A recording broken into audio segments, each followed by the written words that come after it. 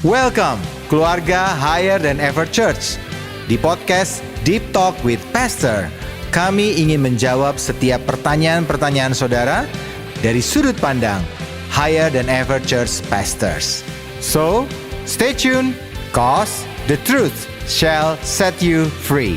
Kebenaran yang kamu ketahui akan memerdekakan kamu. God bless. Shalom keluarga Higher Than Ever Church. Kita bertemu lagi dalam podcast Deep Talk with Pastor. The truth shall set you free. Kebenaran yang kita ketahui akan memerdekakan kita. Dan hari ini ada satu pokok bahasan yang kita bahas bersama-sama dengan Pastor Hengki sudah ada di sini. Shalom Pastor. Shalom. Selamat datang lagi di podcast hari ini. Saya harap Pastor Hengki tidak jemu-jemu, tidak capek-capek untuk menjawab pertanyaan-pertanyaan dari jemaat-jemaat ini yang ada. Dan hari ini kita akan bahas nih Pastor soal kelimpahan adalah kebohongan nih. Waduh. Oke Pastor.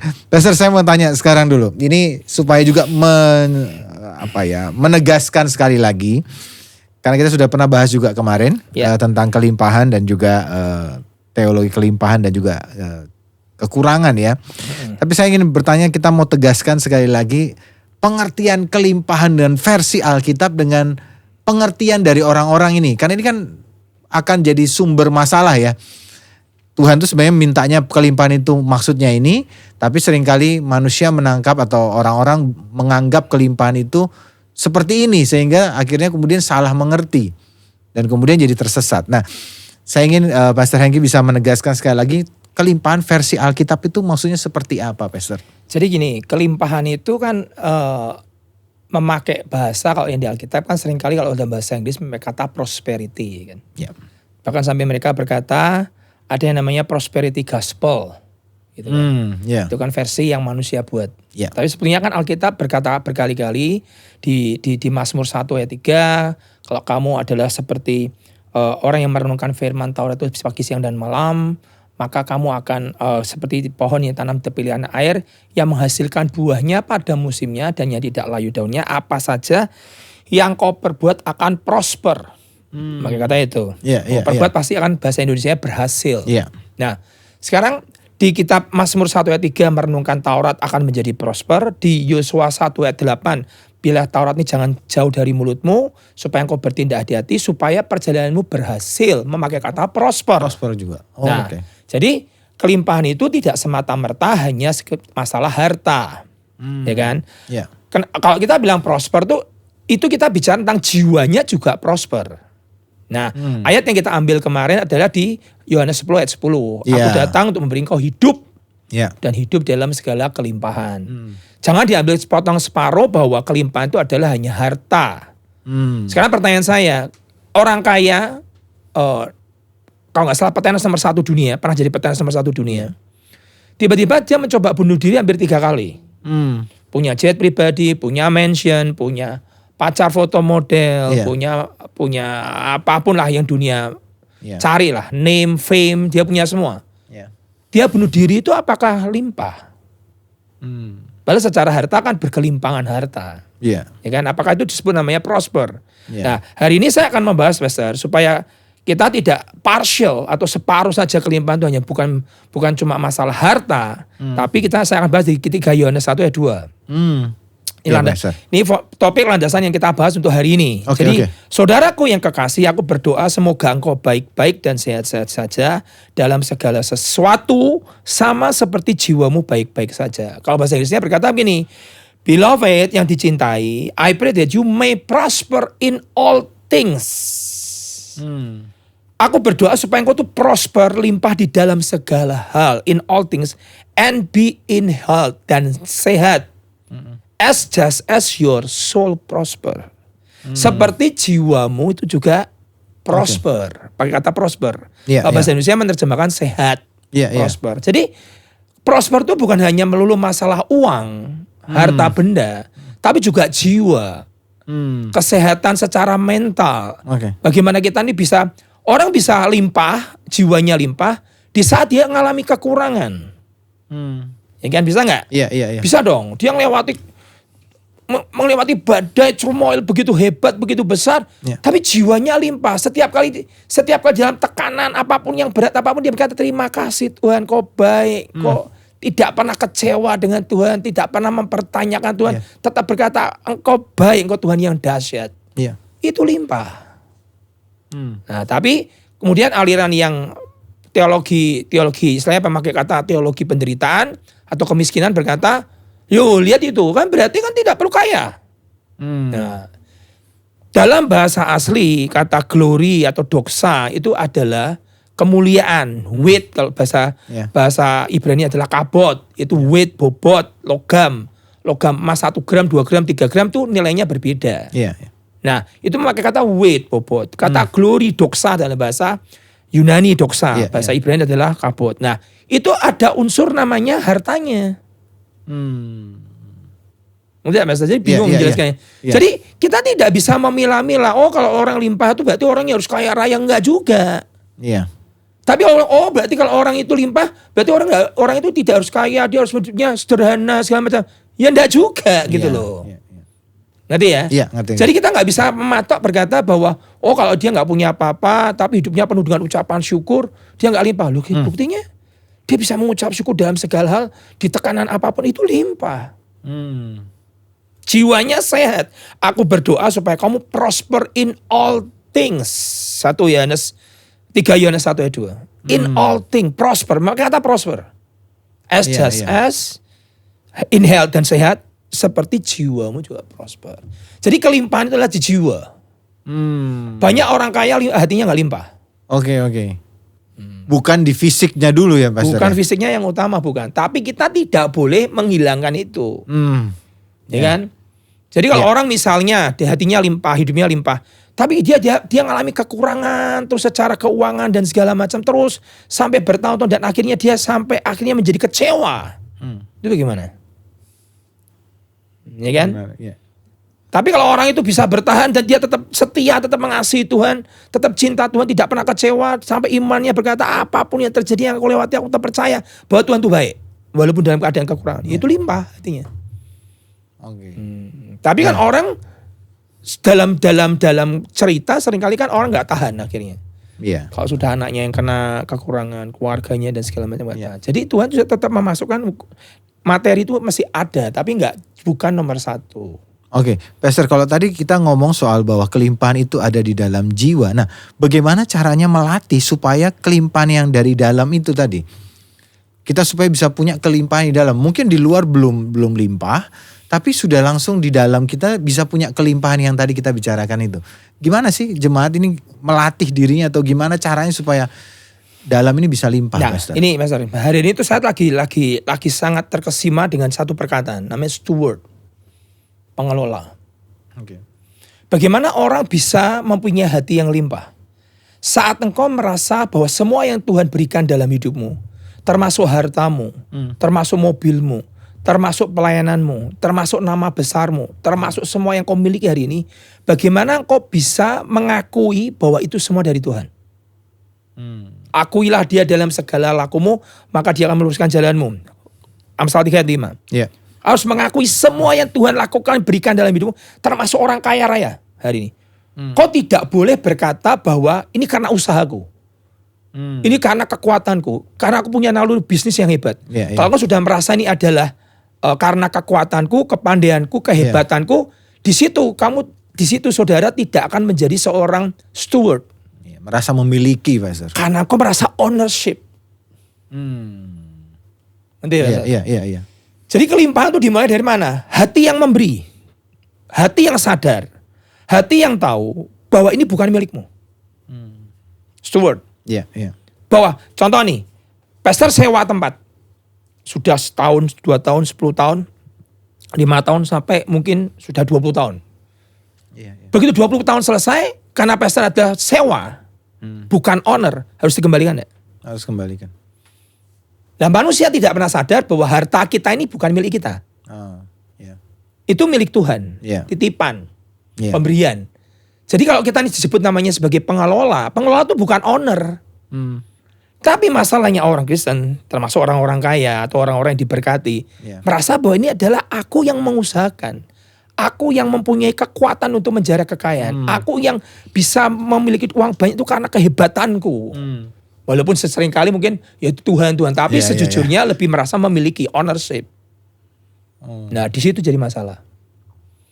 Bagaimana orang bisa jiwanya limpah saat kau sadar bahwa yang kau miliki semua termasuk nama besar, termasuk ministry, termasuk gereja, termasuk apapun. Itu bukan milikmu, itu milik Tuhan.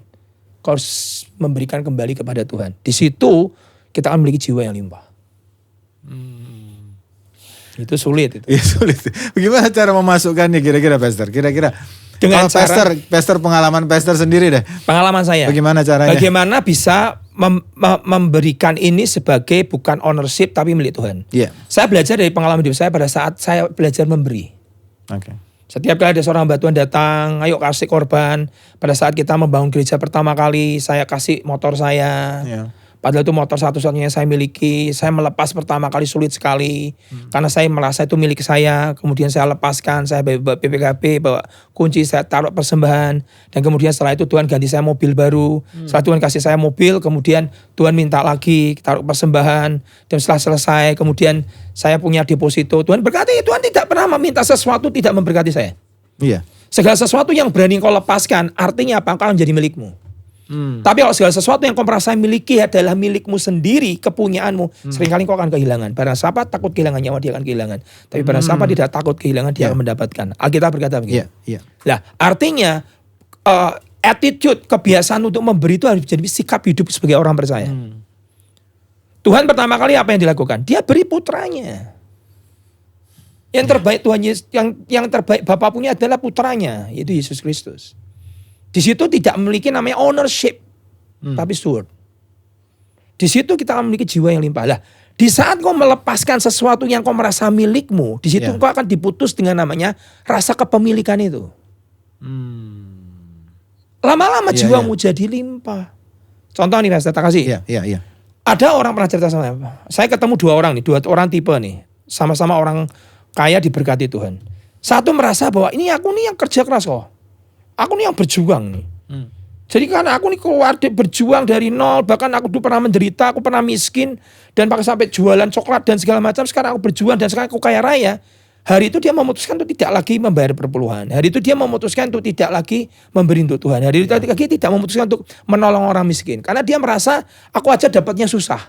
Dengan jerih lelah. Dengan keringat. Tapi sebaliknya ada satu teman yang lagi berkata.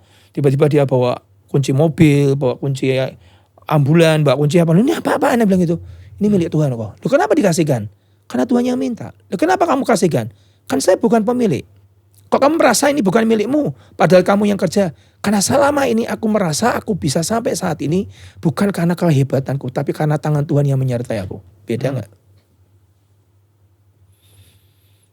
Jadi dia merasa dia bisa jadi naik ke atas, jadi kaya raya karena tangan Tuhan. Di situ dia sadar bahwa ini bukan aku.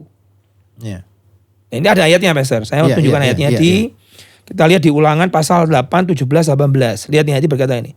Maka janganlah kau katakan dalam hatimu, Ulangan 8, 17, 18. Kekuasaanku dan kekuatan tanganku lah yang membuat aku memperoleh kekayaan ini. Anointing to get wealth. Urapan untuk menjarah kekayaan.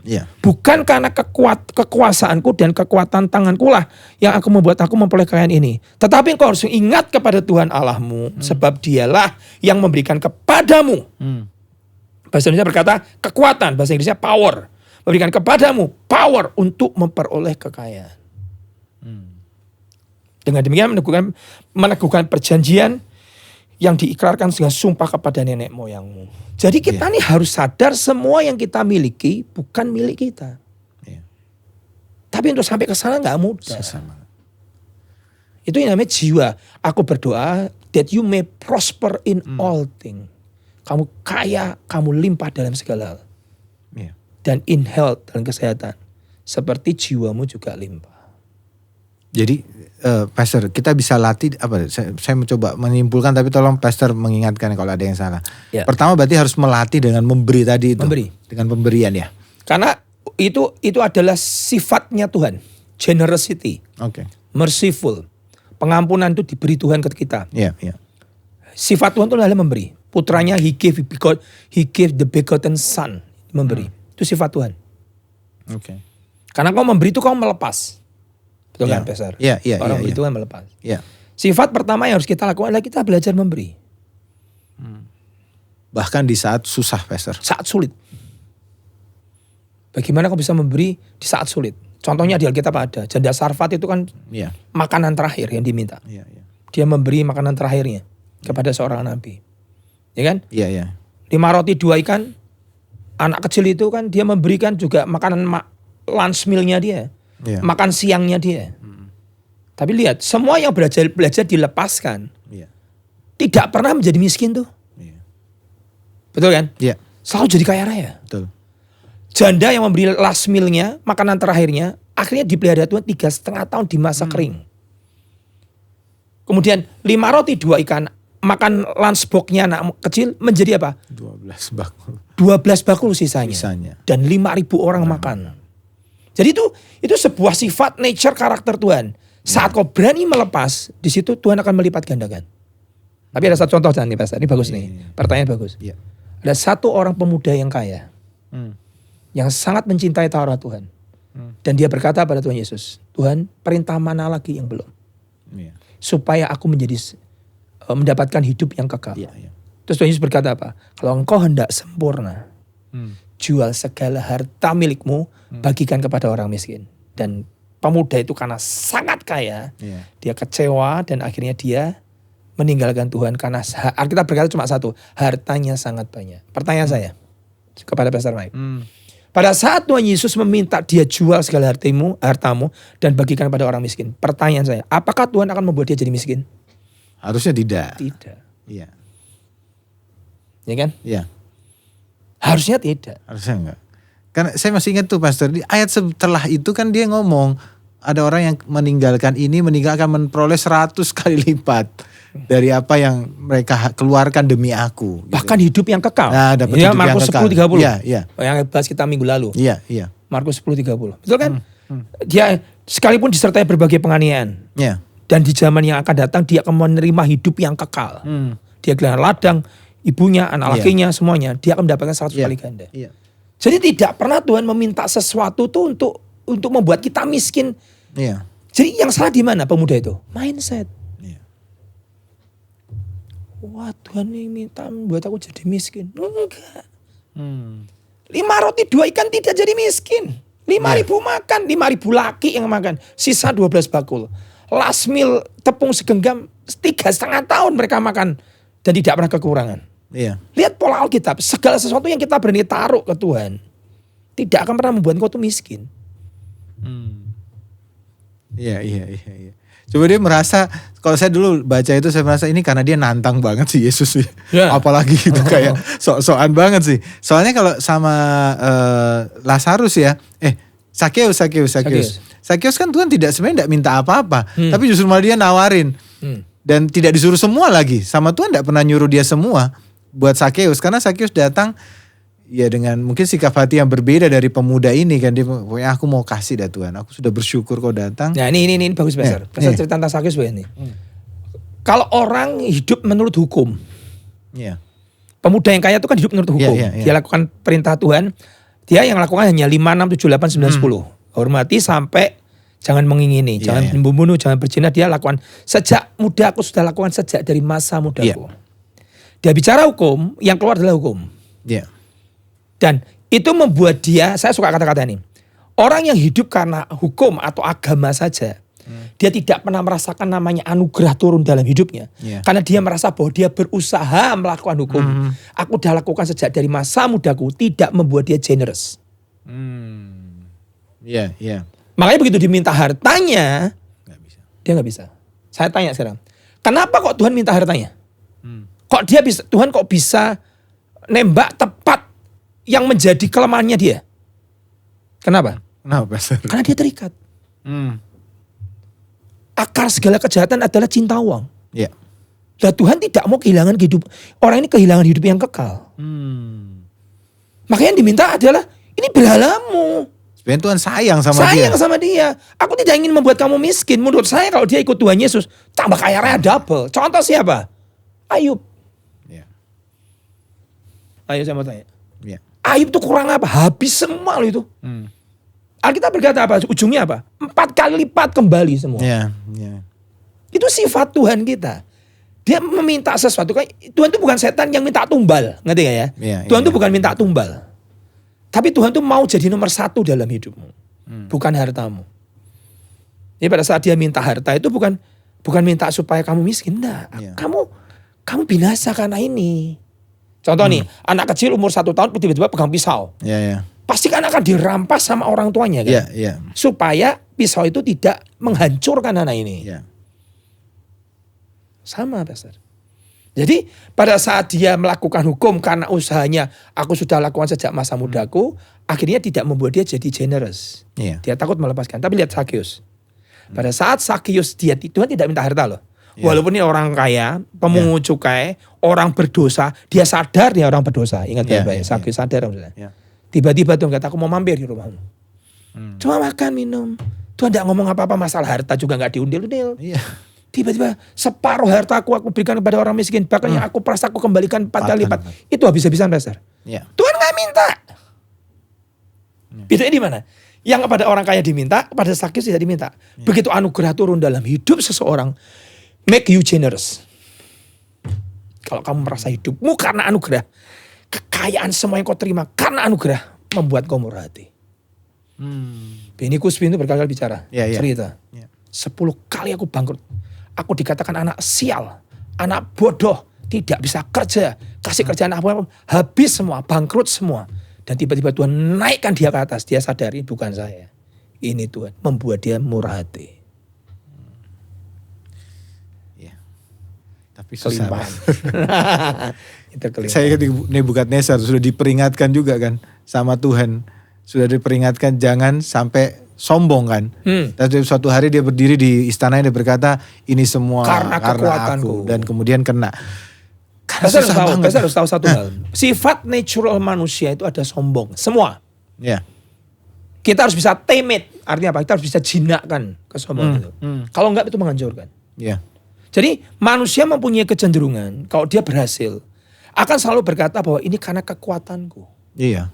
Makanya Ulangan nanti berkata, jangan kau berkata dalam hatimu, kekuasaanku dan kekuatan tanganku lah yang membuat aku memperoleh kekayaan ini.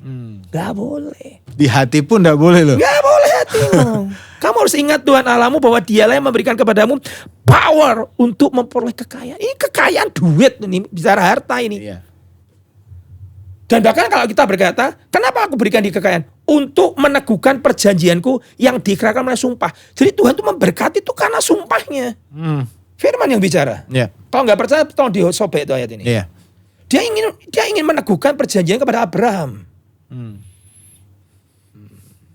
Menarik ya. Berarti memang Tuhan mau kita limpah ya Pastor? Mau lah. Tapi selalu di awalnya itu tadi sikap dia harus di jiwa dulu limpahnya. Limpah jiwa. Just as your soul prosper. Dan itu mesti dilatih ya Pastor. Dan banyak orang sebenarnya orang punya duit tapi hatinya nggak limpah. Ada orang-orang yang tidak punya duit tapi hatinya limpah. Dia bisa memberi dalam kekurangannya dia, itu limpah. Janda 2 peser. Yang Tuhan Yesus ceritakan.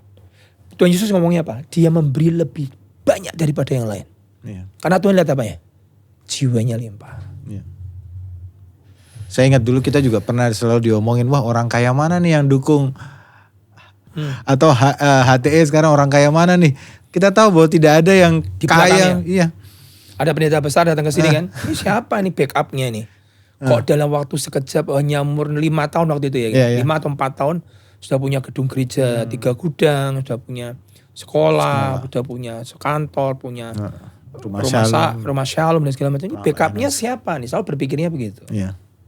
Tapi lahir dari orang-orang yang sebenarnya prosper hatinya. Prosper hatinya. Belum prosper secara fisik mungkin belum banyak, tapi secara hati sudah prosper dulu. Tapi jemaat kita nih saya lihat hatinya tuh generous Pastor. Wah kalau saya lihat cara mereka memberi. Saya nggak pernah khotbah tiap minggu sama Pastor Victor tentang duit. Nggak pernah kan. Kami hanya mengajari mereka untuk mencintai Tuhan lebih dari segalanya. Itu mereka cara memberi mereka hebat. Saya dulu mungkin karena dulu pengajaran juga kencang ya Pak. Setuju saya. Karena dari iman yang kita dapatkan dari nenek moyang kita. Iya, tapi tetap ini jadi tugas berat buat kita juga, Pastor. Karena saya kemarin juga sempat pernah ngisi di retreat itu, dan tiba-tiba Tuhan kasih ayat yang mengingatkan kita, dikatakan gini, setelah seluruh angkatan itu dikumpulkan kepada nenek moyangnya, bangkitlah sesudah mereka itu angkatan yang lain yang tidak mengenal Tuhan, ataupun perbuatan yang dilakukan bagi orang Israel. Ya, jadi buat kita itu juga, saya berkata bahwa kita ini perlu hati-hati. Ada angkatan nanti yang naik yang mungkin tidak mengenal dengan perbuatan menabur. Betul. Waktu itu saya ngomong sama teman-teman musik ya hari itu, retreat, saya bilang mungkin sudah bisa bangkit suatu generasi yang gak ngerti deep worship lagi. Cuma pengennya senang-senang, ini bahaya.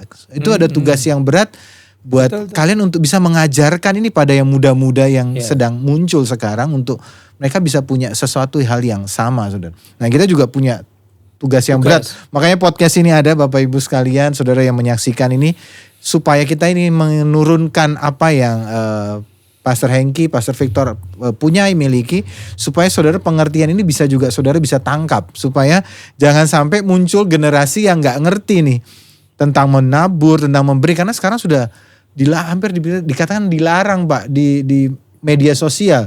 Ada yang ngomong, kalau kita ngomong LGBT masih oke. Ngomong ini, begitu ngomong uang, langsung geger semua. Geger pasti. Langsung masuk di Instagram tertentu. Langsung dicaci maki, langsung dikasih label sama orang, oh ini pendeta mata duitan nih, pendeta kemakmuran nih. Dan itu seringkali hal-hal yang akhirnya orang generasi anti sekali. Ya. Artinya jadi anti sekali dengan keuangan. Padahal ini janji Tuhan yang dia mau kasih tadi di Ulangan tadi 8 ayat 18. Terus kemarin Pastor saya ini sempat ngobrol dengan seorang teman, dia berkata begini, apakah kemiskinan itu salah satu juga yang Tuhan Yesus pikul kutuknya? Ya harus. Waktu Tuhan Yesus berkata tetelestai, it is finished, salah satunya kan dipikul adalah kutuk kemiskinan. Percaya, ya kan? Iya, betul ya, percaya. kutuk kemiskinan.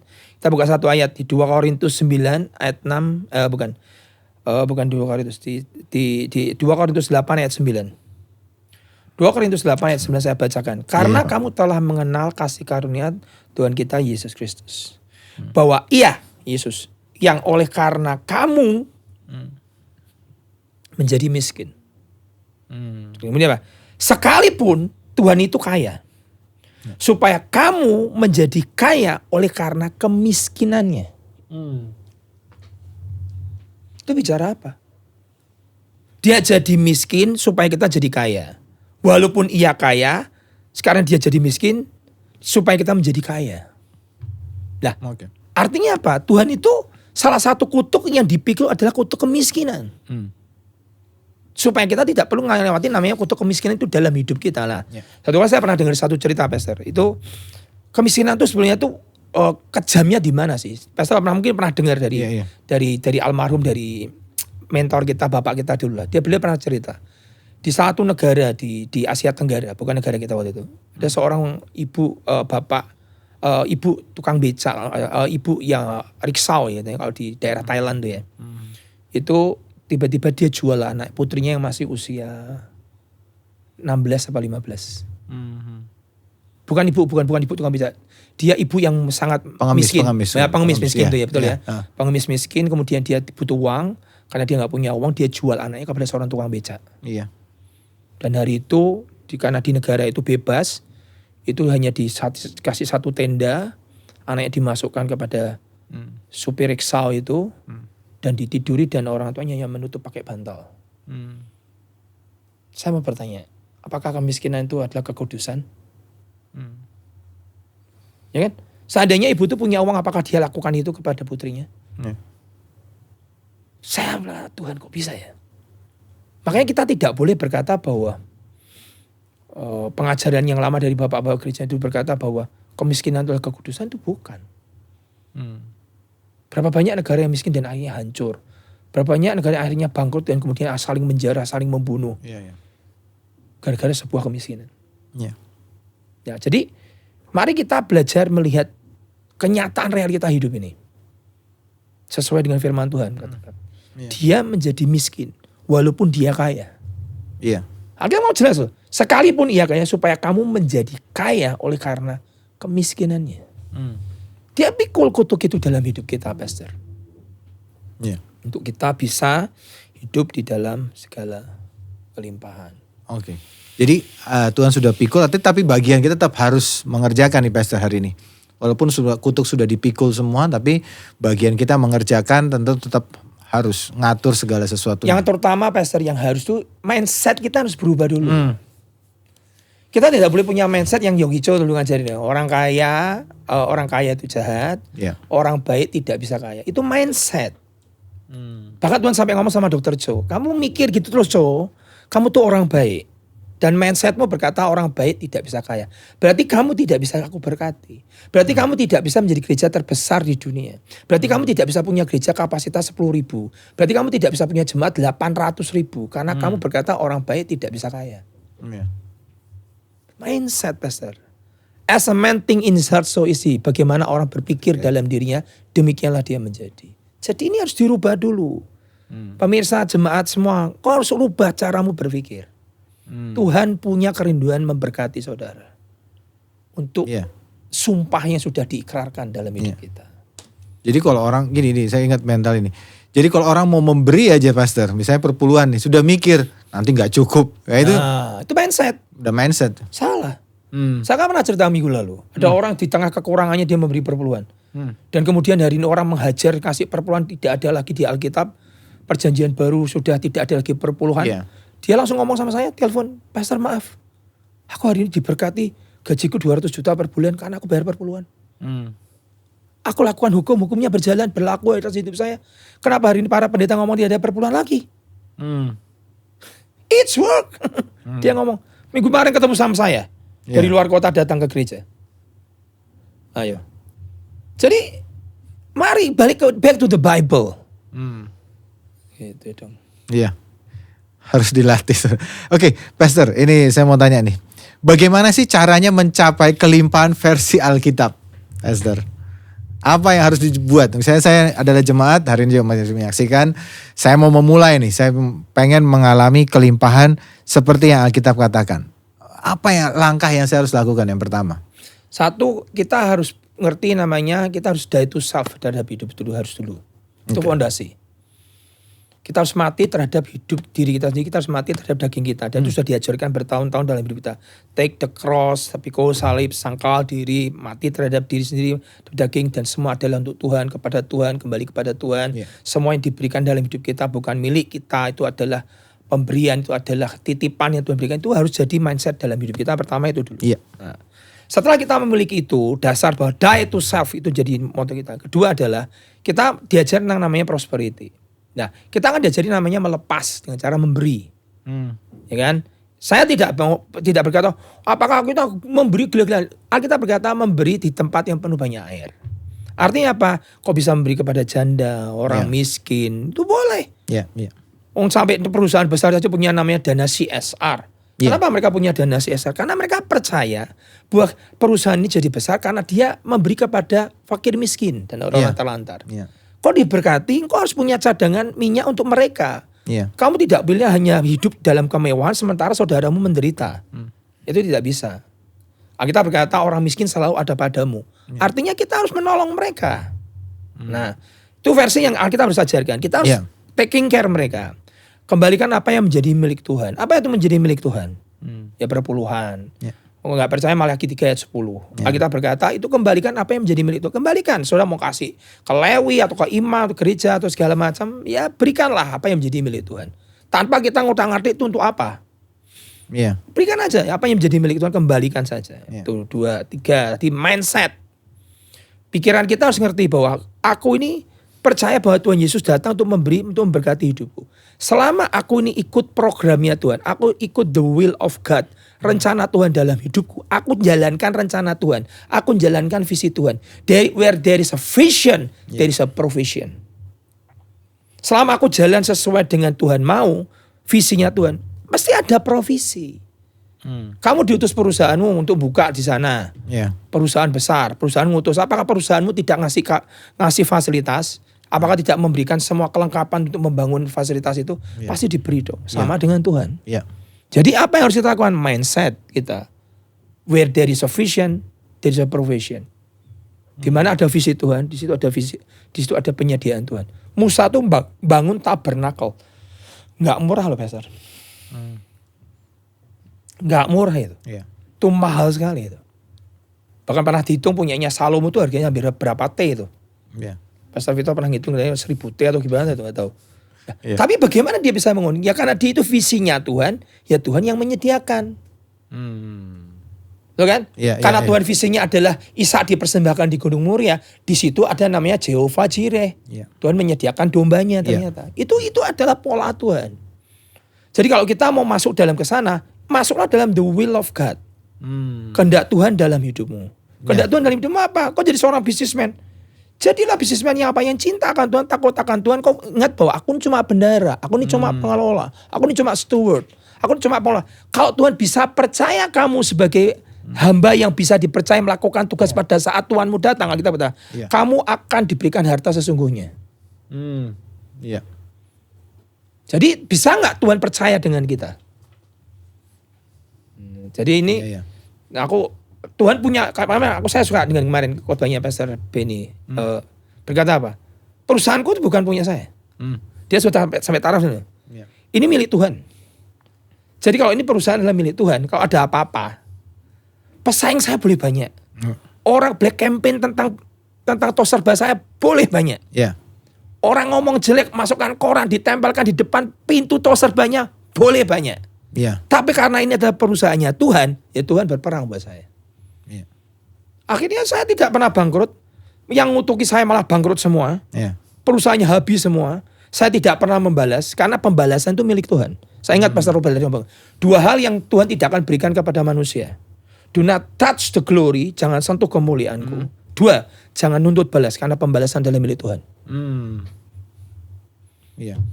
Jadi gimana? Kalau engkau melibatkan Tuhan dalam segala apapun aspek hidupmu, kayak Pastor Benny bilang, ini milik Tuhan. Tuhan kau yang berperang. Ya Tuhan punya kepentingan perusahaan-perusahaannya dia, ya Tuhan yang berperang lah. Dan itu bukan cuma ngomong ya Pak, itu memang dia kerjakan. Jalani. Membiayai 750 hamba Tuhan tiap bulan.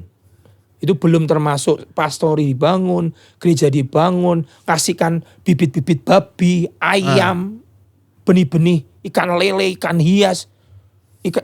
Itu belum yang lainnya loh. Belum bibit musangking, bibit apokat, ladang. Wah kalau saya lihat dia itu, saya bilang kadang ngalahin pendeta menurut saya deh. Dia merasa ini aku bukan ownership, aku cuma pengelola. Sikap mindset itu harus ada dalam hidup kita. Itu kalau Pak Beninya dibiarin sama Tuhan, Tuhan juga takut nih. 750 siapa yang ngasih? 750 siapa yang ngasih kalau sampai bangkrut dia ditahan. Nggak boleh bangkrut ini. Nanti yang ngasih, yang biayai 750 hamba Tuhan garda depan di siapa lagi? Yang gembalain domba-domba ini, aduh, ya. Makanya Tuhan memberikan. Kalau saudara melibatkan bisnis dengan program atau kepentingan Tuhan di dalamnya, Tuhan pasti bela loh. Untuk for the kingdom sake kok. Oke, Pastor. Nah, ini saudara mesti catat baik-baik tadi itu 3 hal yang saudara harus miliki, ya, mindsetnya, kemudian apa yang saudara miliki itu jadi punyanya Tuhan, steward, jadi pengelola saudara ya, bukan jadi pemilik. Jadi apapun yang dia minta kita berikan dan semua masuk dalam agendanya Tuhan. Saudara bekerja, saudara punya bisnis, masukkan semua dalam kepentingan Tuhan, agenda Tuhan yang luar biasa. Di tengah krisis, agenda Tuhan harus tetap jalan. Harus jalan. Program Tuhan harus jalan. Kehendak Tuhan harus jalan. Krisis Tuhan, who cares?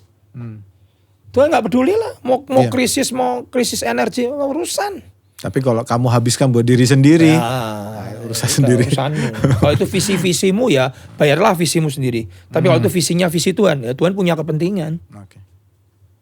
Itu kan Pastor, apakah orang Kristen diperbolehkan untuk kaya atau memiliki kelimpahan materi? Nah, bagaimana cara mengelolanya? Supaya gini, jangan sampai waktu kita ini sudah dapat uang, kita jadi kehilangan, Pastor. Kadang orang banyak hal, begitu dia kaya itu tadi sombong, jadi kacau sebenarnya, meninggalkan Tuhan. Memiliki itu. Nah, itu bahaya. Itu loh. Jadi sebenarnya gimana sih supaya sikap hati, supaya waktu kita terima sesuatu, kita jadi seorang yang mengelola itu.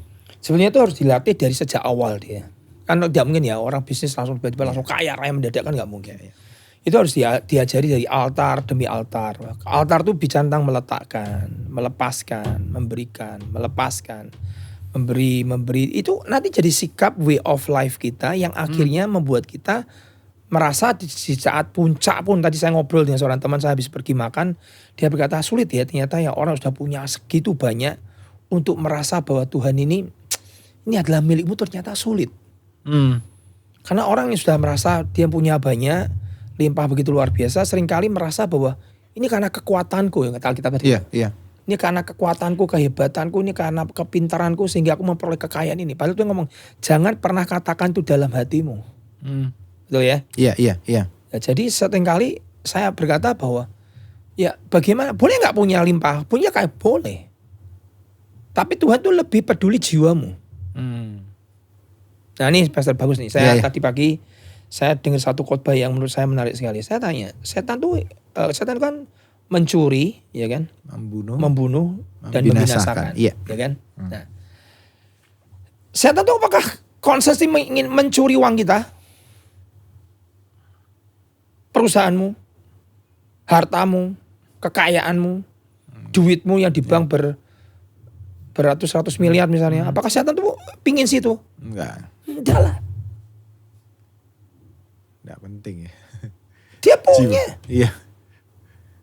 Dia bisa kasih ya itu. Ayatnya ada. Iya. Segala dunia dan kemegahannya ada padaku. Aku berhak memberikan kepada yang aku mau. Sujud sembah aku. Itu nantang Yesus loh. Nantang Tuhan Yesus loh. Buat saya terlalu berani dia. Ya kan? Dia nantang Tuhan. Segalanya sudah diberikan kepadaku.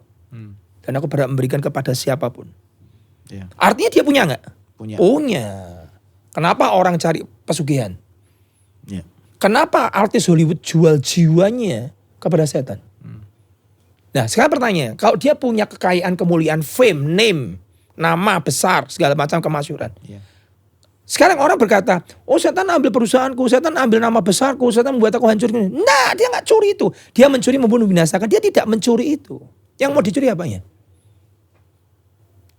Jiwanya. Alkitab berkata apa? Ini firman bicara. Buat apa kau memiliki seluruh dunia dan kau kehilangan jiwamu?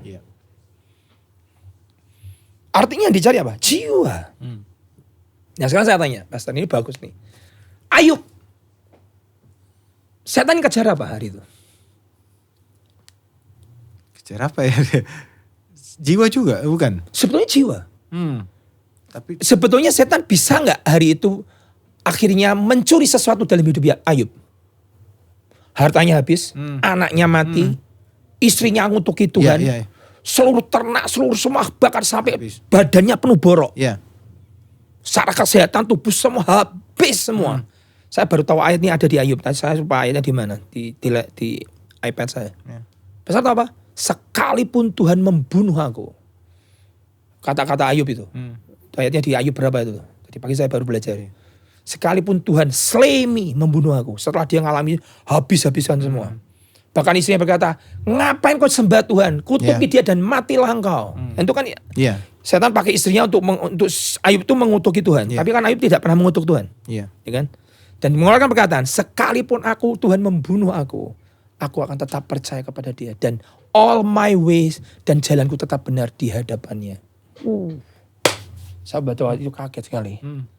Jadi akhirnya setan tidak berhasil mengambil jiwa Ayub. Kenapa? Dia tidak bisa mengambil passionnya Ayub kepada Tuhan. Dia tidak bisa mengambil cintanya Ayub kepada Tuhan. Dia tidak bisa mengambil imannya Ayub kepada Tuhan. Dia tidak bisa mengambil apinya Ayub kepada Tuhan. Bahkan dia pakai istrinya untuk ngutuki Tuhan. Enggak. Kamu hanya mau yang baik saja. Yang tidak baik kamu nggak mau. Dia nggak bisa ambil. Makanya Tuhan kembalikan 4 kali lipat. Jadi setan tidak pernah peduli dengan hartamu. Dia punya. Buat apa? Kamu punya uang 1 triliun. Ngapain ngurusin 100 miliar? Bener gak? Setan punya. Name, fame, keterkenalan. Artis Hollywood pengen terkenal. Jual jiwamu kepadaku. Jadi setan itu mengkolek semua jiwa manusia. Jadi saudara harus ngerti. Dia gak mau. contoh nih orang misalnya nih, orang suatu kali, nah ini bagus nih. Orang, saya kan juga termasuk pastor. Kalau prosperity itu nanti nyambungnya dengan pengajaran iman, betul ya? Iya pasti. Betul ya. Nah ini pengajaran iman yang partial yang saya dengar dari para hamba Tuhan yang saya dengarkan dulu hanya mengajarkan separuh. Saya tidak bilang salah. Ibrani 11 ayat 1, iman adalah dasar dari segala sesuatu yang kau harapkan. Bukti dari segala sesuatu yang tidak kau lihat. Ya kan? Nah, kemudian kita berkata apa? Ada orang-orang yang sudah beriman, dia beriman dan dia dulu kita diajarkan adalah iman tuh you obtain something. Kau mendapatkan sesuatu dari yang kau imani. Jadi kalau kamu berdoa, beriman dan akhirnya kau mendapatkan tuh iman. Itu partial, Pastor. Maksudnya gimana? Separuh. Oh, separuh, ya. Iman yang sesungguhnya nggak begitu. Benar. Kamu bisa beriman, kamu bisa mendapatkan yang kamu imani, dapatkan. Iman timbul dari pendengaran, ya kan? Tapi ada orang-orang yang sudah beriman, tetap percaya, tetap menunggu, tetap menanti, dan dia tidak mendapatkan promise, janji itu. Tapi dia mendapatkan kesaksian bahwa dia tetap percaya, dia tetap beriman, dia tetap kuat, dia tidak kecewa dengan Tuhan. Yang didoakan akhirnya tidak sembuh dan akhirnya tetap mati. Dia mendapatkan sebuah good report, kesaksian bahwa dia tetap tidak menyangkal Tuhannya. Itu juga orang beriman. Dia tidak mendapatkan promise secara janji nyata, physically. Tapi dia tetap percaya, dia tidak goyah, dia tetap cinta Tuhan. Walaupun tidak mendapatkan janji itu. Alkitab Ibrani pasal 11 ayat 2 berkata, dia mendapatkan good report. Dan itu juga limpah. Dan itu limpah, itu iman. Sekalipun di fisiknya nggak terima. Nanti terimanya di dunia yang akan datang. Reward itu. Itu orang beriman. Jadi hari itu setan mau ambil imannya Ayub. Jadi setan mau pakai semua cara untuk bisa mengambil ya. Mungkin ada yang dibuat jadi menderita supaya bisa diambil jiwanya.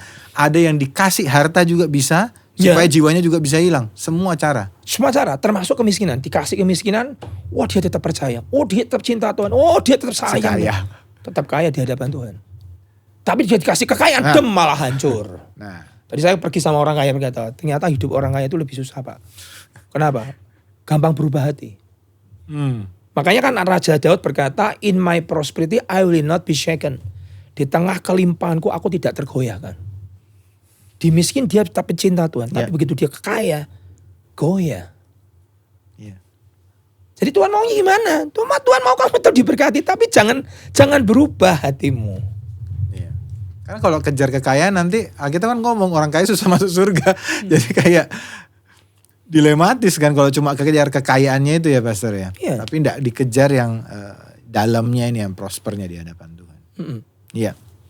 Pastor, bagaimana sih kita ngukur bahwa kita ini sudah masuk kategori limpah dalam hati kita? Kan enggak bisa diukur dengan uang di bank nih. Tapi gimana caranya saya mengukur, aku ini sudah masuk dalam kategori limpah sesuai dengan yang Tuhan mau? Ini pendapat ya, ini pendapat. Saya ada cara ngukurnya nggak? Ini pendapat, bukan saya nggak tahu biblikalnya, saya belum tahu. Saya belum pernah. Bukan nggak tahu, tapi saya belum pernah nyelidiki lah. Limpah itu menurut saya gini. Saat kau secara ini pendapat ya, bisa salah bisa benar. Pendapat saya. Kamu secara kehidupan sehari-hari kamu juga tidak struggle. Iya kan? Ibadah disertai dengan rasa cukup itu adalah, kita berkata apa itu? Ada itu ayatnya itu. Iya. Saya lupa tapi ada.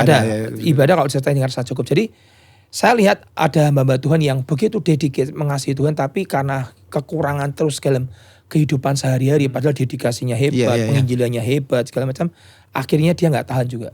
Dia tinggalkan pelayanan, dia yang jelek adalah dia tinggalkan iman dan segala macam. Itu buat saya bukan limpah.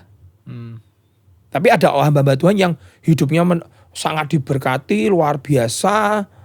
Berkatinya luar biasa, secara kekayaan juga luar biasa. Tapi ujung-ujungnya dia melenceng. Apakah itu limpah? Kayaknya enggak. Ya kan? Jadi limpah menurut saya adalah pada saat kamu secara kebutuhan sehari-hari kamu juga tidak struggle. Kita enggak tahu ukuran setiap orang beda-beda. Tapi engkau dengan Tuhan tuh kau nggak kehilangan tadi loh, yang setan mau curi itu loh.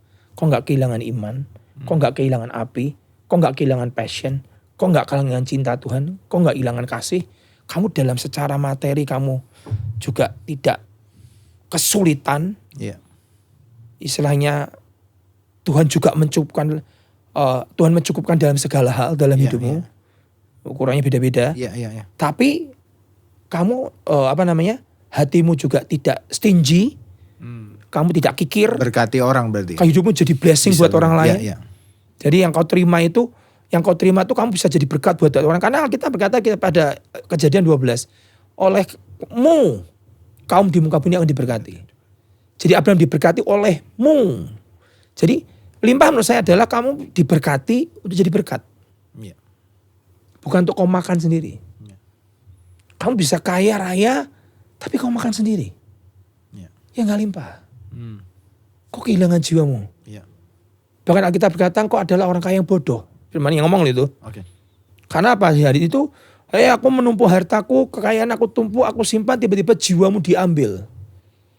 Itu kan perumpamaan Tuhan Yesus kan ada itu. Iya. Itu limpah enggak? Bukan. Lihat dulu ayat tadi yang 3 Yohanes. Aku berdoa engkau kaya dalam segala, engkau prosper in all things. Dan sehat. Sehat perlu. Seperti jiwa melimpah. Jadi kelimpahan saya lebih lihat ke jiwa secara fisik juga engkau tetap tidak mengalami kesulitan dalam segala hal.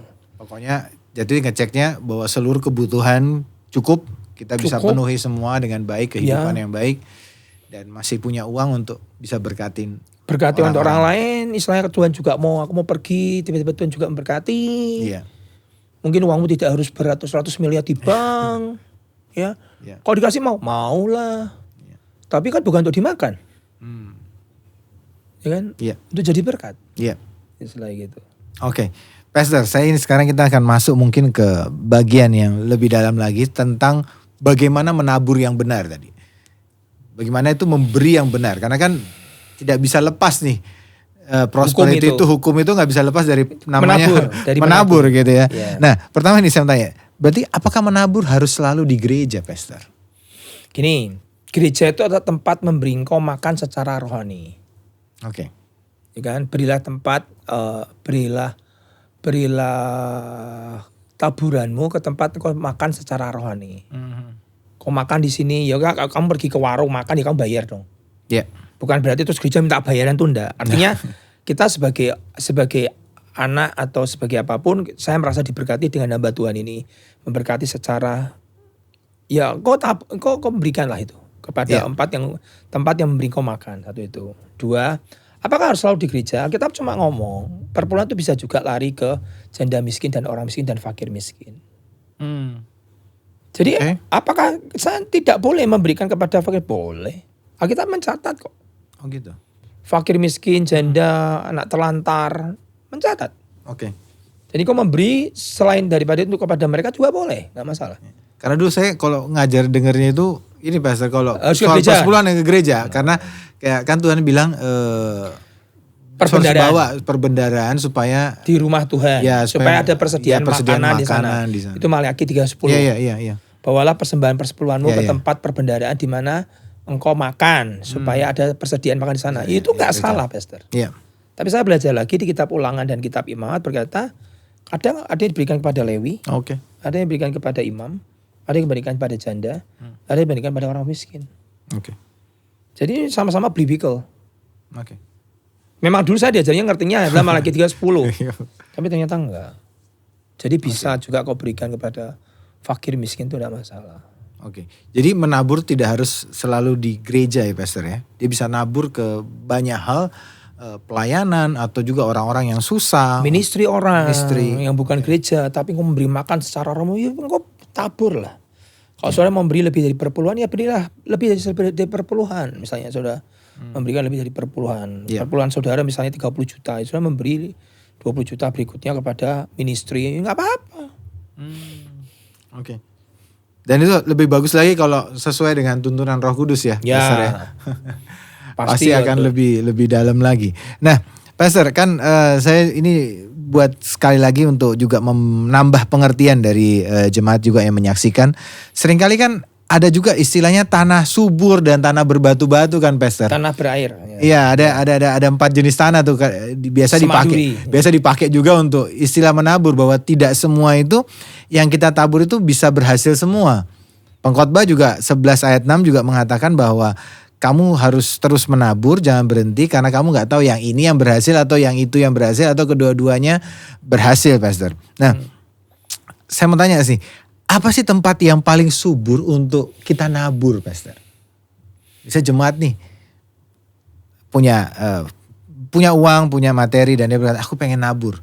Tempat yang paling subur kira-kira itu di mana, Pastor? Untuk kita itu nabur. Kalau menurut saya ya, tempat yang paling subur untuk menabur adalah di mana program Tuhan ada di situ. Agenda Tuhan ada di situ. Yeah. Rencana Tuhan ada di situ. Kehendak Tuhan ada di situ. Yeah. Itu tempat yang paling kamu menabur, paling istilahnya ya yang berair. Tempat yang paling berair adalah tempat di mana kehendak Tuhan ada di situ. Oke. Disitulah tempat yang paling subur menurut saya. Itu bukan tanah yang berbatu, itu bukan tanah kering, itu bukan tanah yang bersemak duri, tapi itu adalah tanah yang subur. Pasti berbuah. Bagaimana ngeceknya tuh, Pak Pastor? Maksudnya ini program Tuhan atau gimana? Saya lihatnya gimana cara? Itu susah itu. Ya kamu menurut saya ngerti sendirilah. Menurut saya kok bisa lihat, ya aku merasa diberkati dengan gereja ini. Aku mau nabur, ya enggak apa-apa. Atau misalnya program itu bersinggungan langsung dengan orang-orang miskin misalnya, atau gimana? Nah, terus kemudian hamba Tuhan ini sukanya adalah berkati KKR, orang-orang di pedalaman, segala macam penginjilan besar. Kayak kemarin tiba-tiba ada hamba Tuhan yang selalu penginjilan ke daerah Afrika, yang datang 1 juta. Ini pendeta langsung tak supply semua, pokoknya duitnya selama kamu KR, selama kamu masih hidup, tak bayar semua. Saya ditanya tuh sama jemaat, Pastor tuh pendetanya namanya siapa kok kaya sekali? Padahal kalau tahu nanti lihat di media langsung udah, wah aduh ini orang begini. Sama kayak gak mau sebut namanya. Iya. Tapi karena dia tanya, saya jawab. Ya dia kan menabur di tempat-tempat berair apa? Di mana penginjilan nama Tuhan dipermuliakan. Iya. Di mana Injil diberitakan, di mana orang terima Yesus, dia tabur di situ. Itu tempat berair menurut saya. Kan program Tuhan kan adalah menyelamatkan jiwa. Iya. Kan dia berlomba dengan setan bagaimana menyelamatkan jiwa-jiwa siapa yang diselamatkan. Itu program utama ya, Pastor. Iya kan. Misi Tuhan pertama kali ke bumi kan cari yang terhilang. Iya. Jadi menurut saya taburan yang paling kuat ya di sana. Itu tempat yang pasti berair. Istilah gitu. Tapi orang miskin juga, menurut saya juga iya. Gereja, Pastor? Gereja juga iya. Gereja juga? Ya.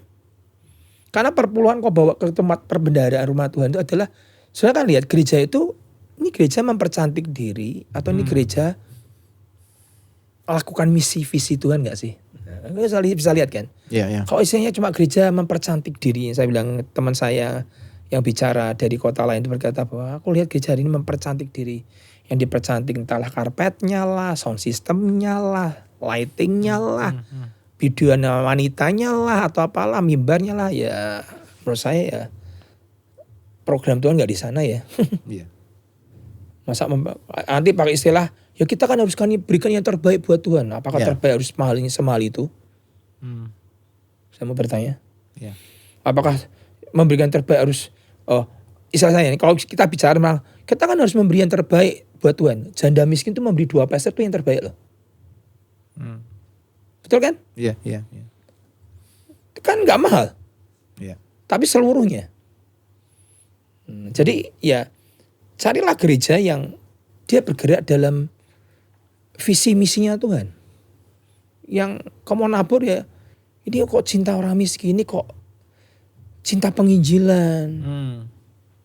Ya kan? Iya. Ini kok punya perwakilan di 34 provinsi, supply semua.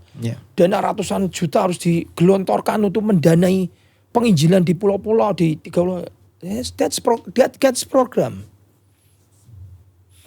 Kan begitu. Itu programnya Tuhan. Yeah. Dan program Tuhan itu butuh uang begitu besar, Pastor. Gitulah. Makanya selama engkau berani membela kepentingan Tuhan, Tuhan akan bela bisnismu. Oke. Oke, Pastor. Nah, sekarang saya mau tanya sikap hati seorang yang menabur nih. Ada di Mazmur 126 ayat 5 sampai 6 saya ingin bacakan buat Pastor Hengki nih. Orang-orang yang menabur dengan mencucurkan air mata akan menuai dengan sorak-sorai. Orang yang berjalan maju dengan menangis sambil menabur benih pasti pulang dengan sorak-sorai sambil membawa berkasnya. Maksudnya ini, apakah kita memang tidak boleh berhenti untuk menabur, Pastor? Jadi gini, kita berkata di Mazmur 126, orang yang menabur dengan mencurahkan air mata akan menuai dengan sorak-sorai. Menabur itu adalah sikap yang kita harus lakukan itu dalam hidup kita. Dan menabur kan gak selalu uang toh, Pastor? Iya, iya. Iya kan? Yeah. Tabur waktumu, korelasi. Sekarang ini, salah satu yang setan ingin ngambil, curi dalam hidup kita adalah sikap berkorban. Sacrifice. Tadi kemarin kita bahas, di mana ada korban di situ ada api Tuhan. Yeah. Di mana tidak ada korban di situ tidak ada api Tuhan. Yeah. Yang dihancurkan setan pertama kali adalah korbannya si Ayub. Ternak dombanya dihabisin semua. Yeah. Nah, berarti orang menabur itu apa? Orang yang berkorban. Jiwa berkorban, jiwa menabur itu adalah orang yang berkorban. Itu jangan hilang.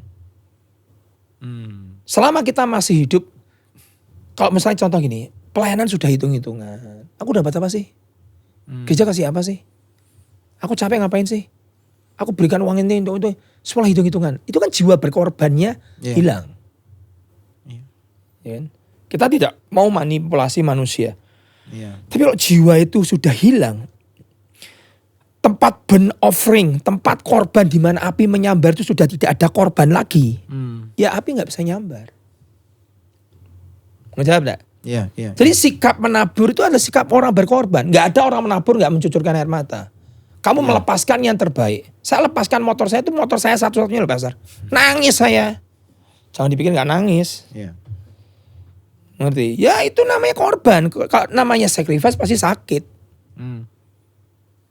Kalau nggak ada yang namanya korban nggak sakit. Abraham melepaskan Ishak, tertawa. Siapa bilang? Kita ini bisa mengulas tentang Abraham karena sudah selesai ceritanya. Tapi hari itu Abraham membawa Ishak.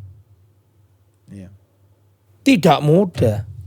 Tuhan kan lihat hatinya Abraham langsung bottomless-nya dilihat. Ini hatinya tuh rela gak sih? Ini hatinya benar-benar mau melepas gak sih? Karena kita berkata dia mengangkat pisau dan ingin menghujam anaknya. Nah sikap korban sampai itu ujian terakhir Abraham tetap tidak hilang. Itu ujian terakhir. Tetap tidak hilang. Tetap Tuhan minta sacrifice. Jadi menabur itu adalah ya seumur hidup. Kebaikan, apapun lah tabur buat orang. Dan pasti pulang kan membawa berkas-berkasnya.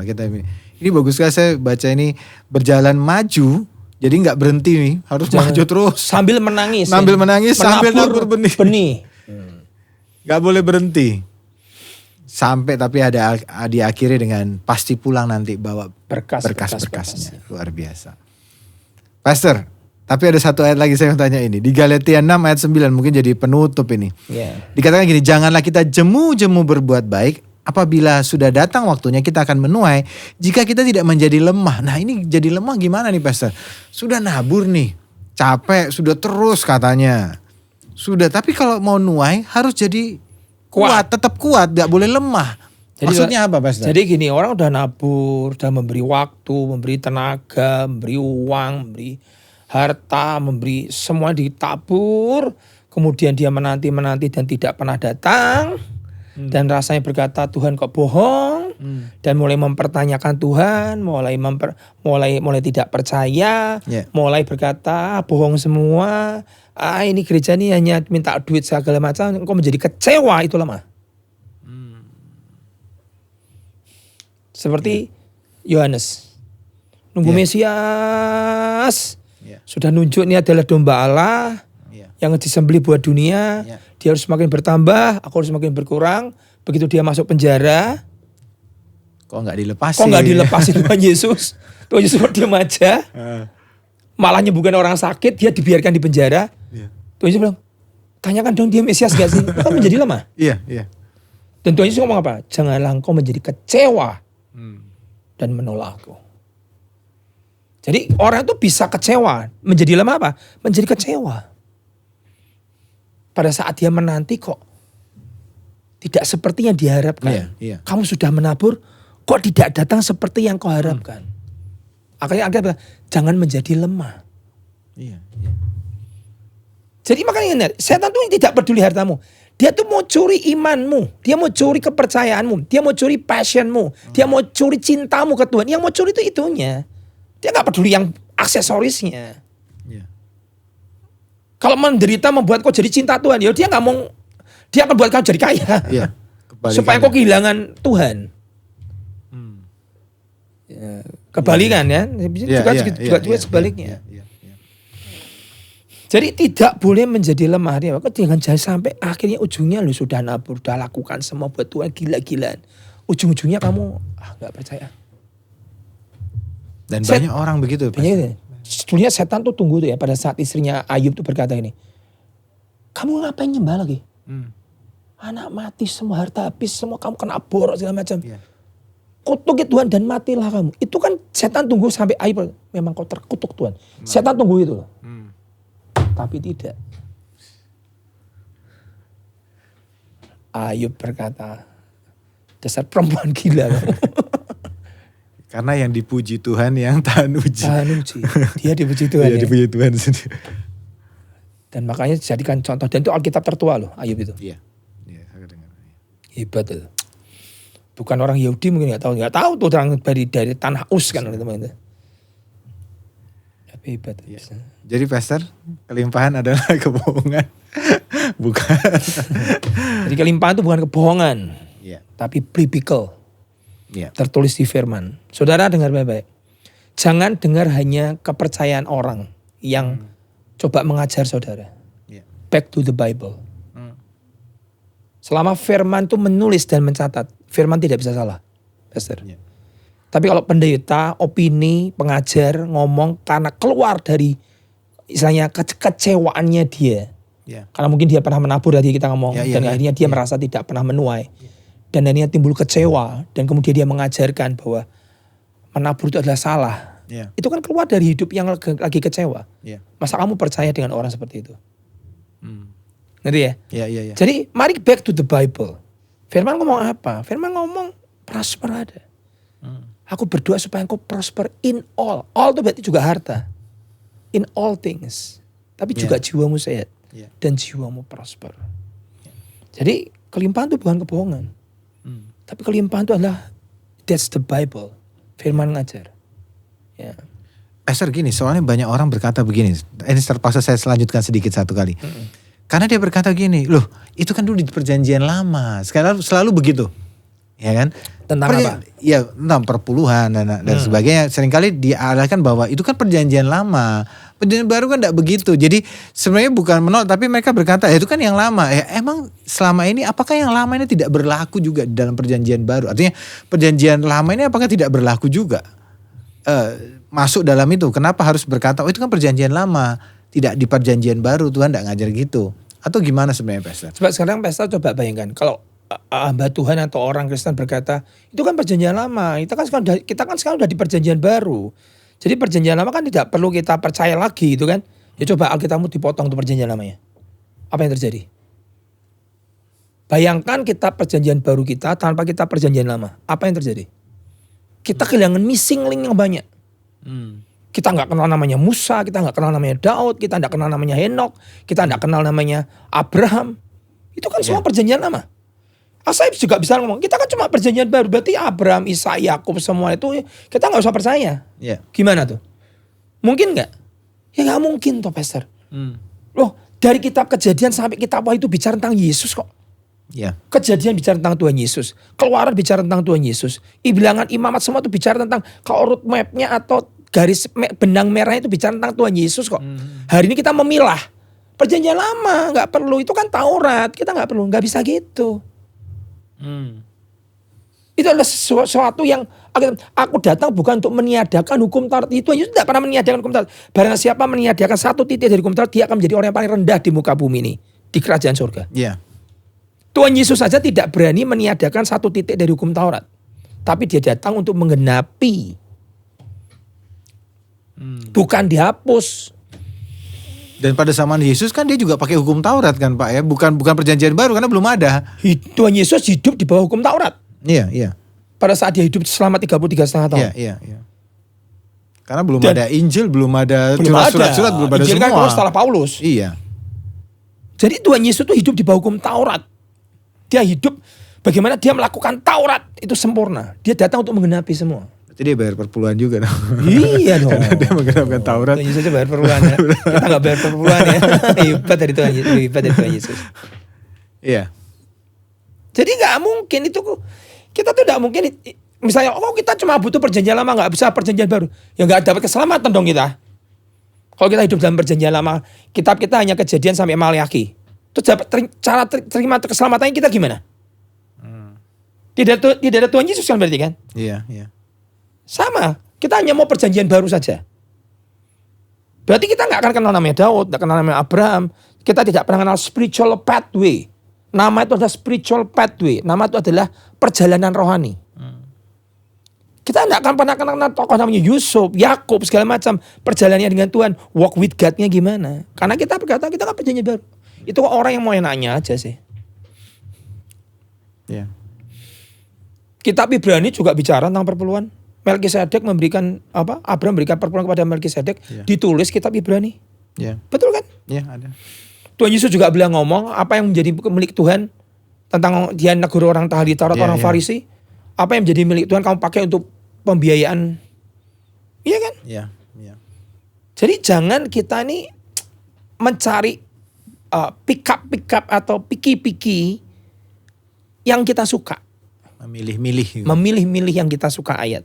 Iya. Mari full gospel. Namanya full gospel itu ada penderitaan. Tapi juga ada kelimpahan. Iya. Ada kemuliaan. Ada salib. Ada die to self. Itu jalan kita harus ikuti semua. Gitu. Oke, Pastor. Saya rasa cukup ini membahas soal kelimpahan. Ada hal lagi yang kita akan bahas nanti. Tapi Pastor tolong kasih satu pesan terakhir singkat buat jemaat yang menyaksikan ataupun juga teman-teman yang menyaksikan podcast hari ini. Biar mereka bisa mengerti sekali lagi tentang kelimpahan ini. Ya, jadi saudara keluarga Hayat Never dan saudara siapapun yang mendengarkan podcast ini, tidak ada yang salah saudara hidup diberkati Tuhan. Ya. Tapi seperti firman tadi katakan di 3 Yohanes 1 ayat 2 berkata bahwa jiwamu harus prosper juga. Ya. Aku mau in all thing you get prosper. Tapi lebih daripada itu adalah jiwamu juga prosper. Jadi Tuhan mau jiwa kita ini limpah. Ya, jadi saya berdoa kalau saudara hari ini hidup di dalam diberkati Tuhan, gak ada yang salah. Tapi ingat baik-baik, blessing berkat itu adalah harus kau salurkan untuk pekerjaan Tuhan, harus salurkan untuk orang-orang miskin, harus kau salurkan untuk saudara-saudara membutuhkan. Jadi tidak ada yang salah dengan itu. Jangan takut. Ada yang namanya Abraham yang diberkati, ada yang namanya Daud yang diberkati, ada yang namanya Salomo yang diberkati. Tapi yang penting hatimu tidak berubah setia. Perkataan Daud simple, in my prosperity I will not be shaken. Dalam segala kelimpahanku aku tidak pernah tergoncangkan. Aku tetap cinta Tuhan, aku tetap passionate dengan Tuhan, aku tetap mengasihi Tuhan. Itu yang penting. Jadi tidak ada kebohongan dalam kelimpahan. Oke, Pastor, mari kita berdoa buat setiap jemaat saudara yang hari ini mengalami mungkin hal-hal yang berat dalam kehidupan saudara. Hari ini nanti izinkan Pastor Hengki akan berdoa buat saudara semua supaya bisa hidup juga dalam kelimpahan, juga menikmati kelimpahan, karena ini janji. Satu lagi Pastor, saya ngomong, kenapa kok kita ngajar tentang kelimpahan Pastor? Saya diberkati dengan perkataan seorang hamba Tuhan berkata, apa yang kau ajarkan tuh jemaatmu akan ngalami. Jadi kalau kami sebagai gereja tidak berani mengajarkan tentang namanya debt free, bebas dari hutang dan kelimpahan, kita nggak akan bisa melihat jemaat yang hidupnya merdeka masalah uang dan bebas dari hutang dan mengalami hidup limpah, karena tidak pernah diajarkan. Makanya full gospel itu penting sekali. Saudara tidak pernah bisa lupakan salib. Salib adalah karya Tuhan yang terbesar. Tapi kelimpahan itu juga Tuhan berikan dalam hidup kita. Jadi artinya apa? Kita mau full gospel. Injil sepenuhnya. Terima semua saudara. Jangan takut. Kalau Tuhan memberkati saudara dikasih kepercayaan sesuatu, artinya Tuhan percaya dengan saudara. Tapi ingat, bukan untuk kau makan sendiri. Kau jadi berkat untuk bagi banyak orang dan bagi kerajaan surga. Kita berdoa. Yuk kita berdoa. Bapa di surga, kami bersyukur untuk saat hari ini. Terima kasih untuk kesempatan. Biar firman yang ditaburkan ini Tuhan, kami percaya full gospel. Injil sepenuhnya kau berikan dalam hidup kami. Dan kami berdoa Kami berdoa seperti Yohanes berdoa adalah biar kami prosper in all things. Kami limpah dalam segala hal. And be in health. Dan dalam sehat jiwa kami sehat. Dan just as your soul prosper. Dan jiwa kami pun limpah di hadapan-Mu. Terima kasih Tuhan untuk kesempatan ini. Untuk kepercayaan Tuhan beri dalam hidup kami. Supaya kami jadi berkat dan seluruh bangsa melihat bahwa kami umat yang dikasihi Tuhan. Terima kasih Tuhan. Di dalam nama Yesus kami berdoa. Kami percaya. Amin. Amin. Thank you Pastor Hengki, luar biasa hari ini. Terima kasih buat kesempatan bisa ada di tempat ini. Saudara semuanya, sampai jumpa minggu depan dalam podcast Deep Talk with Pastor. Jangan lupa saksikan terus, ada banyak sekali pengajaran-pengajaran luar biasa, obrolan-obrolan yang kita bisa sampaikan, saudara bisa nikmati. Sudah ada sekitar 25 video-video di podcast ini, biar bisa jadi berkat buat saudara semuanya. Tuhan Yesus memberkati. God bless.